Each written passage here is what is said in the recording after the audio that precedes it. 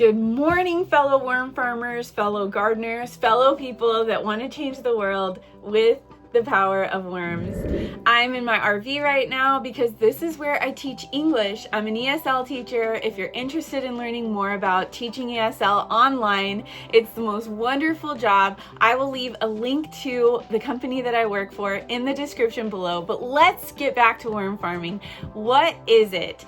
We actually have livestock. Worm farmers have really livestock because when we put trash into our farm, it comes out what's considered black gold, or it's like this really delicious array of nutrients and minerals and microbes. What are microbes? They're tiny little organisms that infiltrate the soil and create really healthy components when it comes to food and flowers and plants that can nourish our bodies and the planet.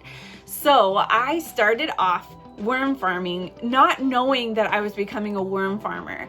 I started throwing trash into a bin, and I will tell you, I made the mistake of thinking I knew how to compost. I knew that the ratios for composting were 2:1,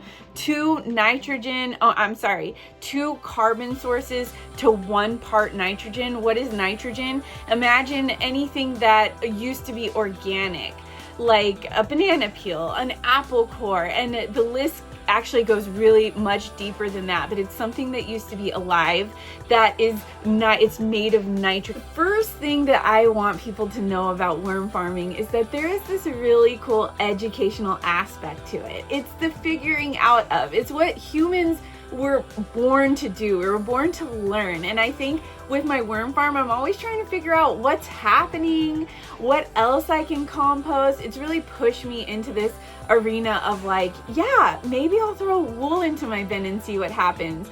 I've gotten that curiosity that I think children naturally have that adults lose because we tend to have to follow so many rules, but worm farming isn't something that needs rules. It's really this beautiful opportunity for adults to get more playful and to experiment in their own backyards. And I think I am a homeschool mom, and it's just something that kind of beautifully I don't know, we can learn without the learning feeling forced. I mean, our kids know what goes in the compost bin and what doesn't, and why. And it's because plastic will likely never decompose.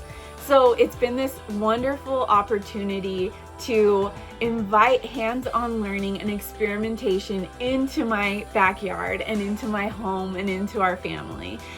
The number 2 really cool thing I wish people knew about worm farming is that it has this grounding experience. What compost has is what soil has. It's called Mycobacterium vaccae, and it's this bacteria that actually provides brain power and it provides happiness. So the reason that if you talk to someone that's a worm farmer, you might feel like they're very passionate about worm farming. There actually is a science behind that. I started talking to one of the farmers here in my town that has a farm stand, and he is a worm farmer, and I didn't know it, but once I mentioned that I have a worm farm and that I was kind of like wondering how I could use farm stands to maybe sell bait or to sell worm castings, his ears perked up and he could not stop talking about his worm farm.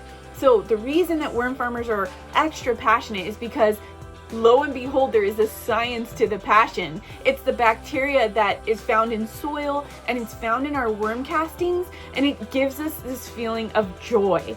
So that's why people love their gardens too. The third thing that I didn't know about worm farming, but I know now, is that there is this bootstrap startup component. Not only did I not invest a penny into my worm farm, we used old storage bins. There's a gardening area that we kind of just put our worm bins, and it just worked out perfectly because this was an unused space in our yard. It saves us money on trash.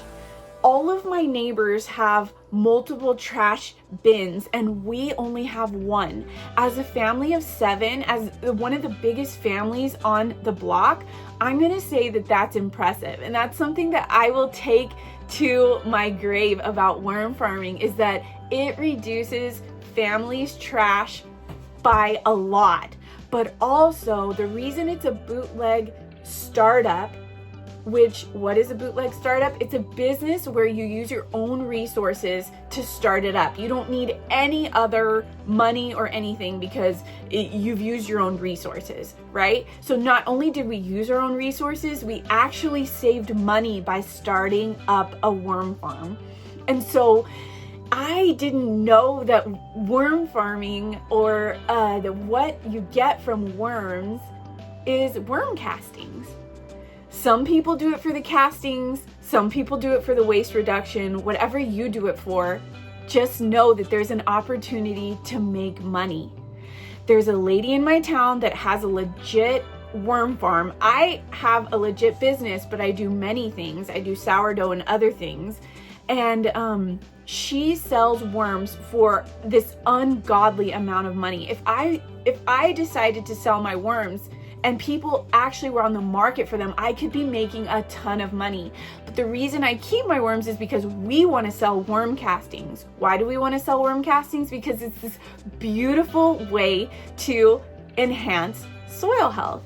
And I am all about regenerating the earth, but in our backyards, in our garden spaces, and growing things that we could help our families learn from, like tea flowers or medicinal flowers, or even, fruits and vegetables. We have some fruit trees back here, but my goal has always been worm castings.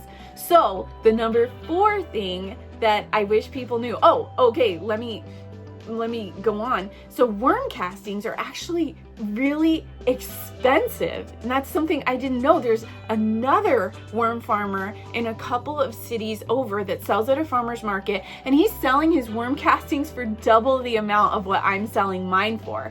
So number 1, education. That's the first thing that I love about worm farming. So I think as I continue to educate people, I can help them to understand the value of worm castings, and then in turn sell them worm castings so that they can regenerate their backyard biomes as well. Because not only are we regenerating soil, we're getting the benefits of worm farming, Mycobacterium vaccae, and then there's a financial component that can really help families if they decide to recycle their trash and create a worm farm. So the 4th really cool thing I wish people knew is that you can actually turn your farm into a farm. Or your worm bin, if you decide to start a worm bin, you can turn it into a business and teach your children how to run a business. Number 5 is, I wish people knew that they could worm farm outside. There is a lot of messaging out there, and I think it was Albert Einstein that said, experience is the best teacher, the rest is just information. I started my worm farm without knowing that I could recycle our garbage, and then I started getting more information about what farming actually was, and it actually put this fear in my heart that everything I was doing wrong. I thought about bringing my worm farm inside. I worried that all the critters that I saw were actually pests and needed to get out of the bin. There were so many things that I ran across after starting my worm farm and being successful and seeing many worms and seeing the garbage go away that I questioned myself. So I think more than anything, experience is the best teacher, but the reason it's the best teacher is because I learned that we can actually worm farm outside just by doing it. If you're in a colder climate and you want to try worm farming outside, I try to use the sun in the winter and the shade in the summer, and I insulate the bins. So this is an experiment. Don't take my word for it. That's something that you're curious about. Try it yourself. But there is a worm farmer that had a post about wool, and I didn't find it until after I started researching, can I put wool in my worm bin? So once again, it has that component of just being an extra opportunity to learn, to experiment, and to maybe even spread the news about what worm farming can do and teach others how trash can be put into the worm bin. So the last thing that I wish people knew is that trash is actually causing harm to the environment.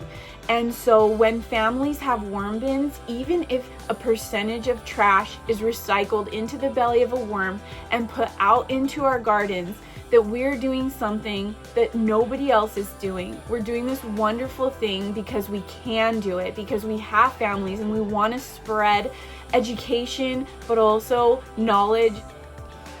So if you're interested in starting a worm bin because of the trash component, the education component, or the financial component, let's not forget Mycobacterium vaccae and the fact that it can elicit joy. I have a resource for you. Go ahead and head to the description and sign up for my newsletter. You'll get a downloadable PDF that will get you started. I also have another video that you can watch that will show you how to start the easiest and cheapest worm bin using what you already have. You might need to buy worms, but I found some on Amazon. You can get them overnight, maybe 2-day if you have Prime. So go ahead and head to the link and check out the worms on Amazon. If you have any questions, I will answer them. Leave them in the comments below. Thanks for watching. Bye.